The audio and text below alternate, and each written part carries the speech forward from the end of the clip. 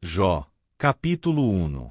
Na terra de Uz vivia um homem chamado Jó. Era homem íntegro e justo, temia a Deus e evitava o mal.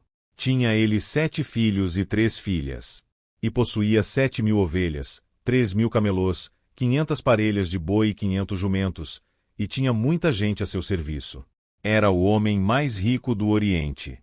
Seus filhos costumavam dar banquetes em casa, um de cada vez, e convidavam suas 3 irmãs para comerem e beberem com eles. Terminado um período de banquetes, Jó mandava chamá-los e fazia com que se purificassem. De madrugada ele oferecia um holocausto em favor de cada um deles, pois pensava, talvez os meus filhos tenham lá no íntimo pecado e amaldiçoado a Deus. Essa era a prática constante de Jó. Certo dia os anjos vieram apresentar-se ao Senhor, e Satanás também veio com eles. O Senhor disse a Satanás: "De onde você veio?" Satanás respondeu ao Senhor: "De perambular pela terra e andar por ela." Disse então o Senhor a Satanás: "Reparou em meu servo Jó? Não há ninguém na terra como ele, irrepreensível, íntegro, homem que teme a Deus e evita o mal." "Será que Jó não tem razões para temer a Deus?" respondeu Satanás. "Acaso não puseste uma cerca em volta dele, da família dele e de tudo o que ele possui? Tu mesmo tens abençoado tudo o que ele faz, de modo que todos os seus rebanhos estão espalhados por toda a terra. Mas estende a tua mão e fere tudo o que ele tem, e com certeza ele te amaldiçoará na tua face." O Senhor disse a Satanás: "Pois bem, tudo o que ele possui está nas suas mãos, apenas não encoste um dedo nele." Então Satanás saiu da presença do Senhor. Certo dia, quando os filhos e as filhas de Jó estavam num banquete, comendo e bebendo vinho na casa do irmão mais velho, um mensageiro veio dizer a Jó: "Os bois estavam arando, e os jumentos estavam pastando por perto. E os sabeus atacaram e os levaram embora. Mataram à espada os empregados, e eu fui o único que escapou para lhe contar." Enquanto ele ainda estava falando, chegou outro mensageiro e disse: "Fogo de Deus caiu do céu e queimou totalmente as ovelhas e os empregados, e eu fui o único que escapou para lhe contar." Enquanto ele ainda estava falando, chegou outro mensageiro e disse: "Vieram caldeus em 3 bandos, atacaram os camelôs e os levaram embora. Mataram à espada os empregados, e eu fui o único que escapou para lhe contar." Enquanto ele ainda estava falando, chegou ainda outro mensageiro e disse: "Seus filhos e suas filhas estavam num banquete, comendo e bebendo vinho na casa do irmão mais velho. Quando, de repente, um vento muito forte veio do deserto e atingiu os 4 cantos da casa, que desabou. Eles morreram, e eu fui o único que escapou para lhe contar." Ao ouvir isso, Jó levantou-se, rasgou o manto e rapou a cabeça. Então prostrou-se no chão em adoração. E disse: "Saí nu do ventre da minha mãe, e nu partirei. O Senhor o deu, o Senhor o levou, louvado seja o nome do Senhor." Em tudo isso Jó não pecou nem de nada culpou a Deus. Jó, capítulo 2. Num outro dia os anjos vieram apresentar-se ao Senhor, e Satanás também veio com eles para apresentar-se. E o Senhor disse a Satanás: "De onde você vem?" Satanás respondeu ao Senhor: "De perambular pela terra e andar por ela." Disse então o Senhor a Satanás: "Reparou em meu servo Jó? Não há ninguém na terra como ele, irrepreensível, íntegro, homem que teme a Deus e evita o mal. Ele se mantém íntegro, apesar de você me haver instigado contra ele para arruiná-lo sem motivo." "Pele por pele", respondeu Satanás. "Um homem dará tudo o que tem por sua vida. Estende a tua mão e fere a sua carne e os seus ossos, e com certeza ele te amaldiçoará na tua face." O Senhor disse a Satanás: "Pois bem, ele está nas suas mãos, apenas poupe a vida dele." Saiu, pois, Satanás da presença do Senhor e afligiu Jó com feridas terríveis, da sola dos pés ao alto da cabeça. Então Jó apanhou um caco de louça com o qual se raspava, sentado entre as cinzas. Então sua mulher lhe disse: "Você ainda mantém a sua integridade? Amaldiçoe a Deus, e morra." Ele respondeu: "Você fala como uma insensata. Aceitaremos o bem dado por Deus, e não o mal?" Em tudo isso Jó não pecou com os lábios. Quando 3 amigos de Jó, Elifaz, de Temã, Bildade, de Suá, e Zofar, de Naamate, souberam de todos os males que o haviam atingido, saíram, cada um da sua região, e combinaram encontrar-se para mostrar solidariedade a Jó e consolá-lo. Quando o viram à distância, mal puderam reconhecê-lo e começaram a chorar em alta voz. Cada um deles rasgou o manto e colocou terra sobre a cabeça.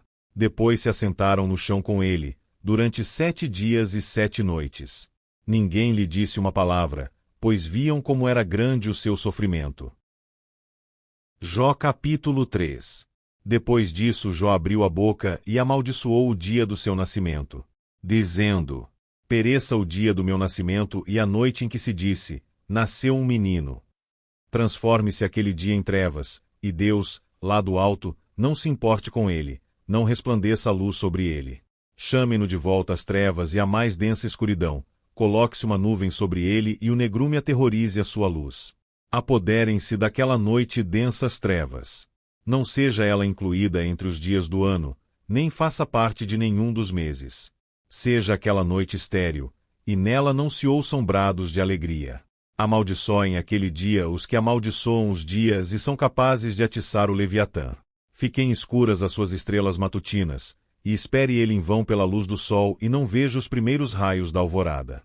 Pois não fechou as portas do ventre materno para evitar que eu contemplasse males.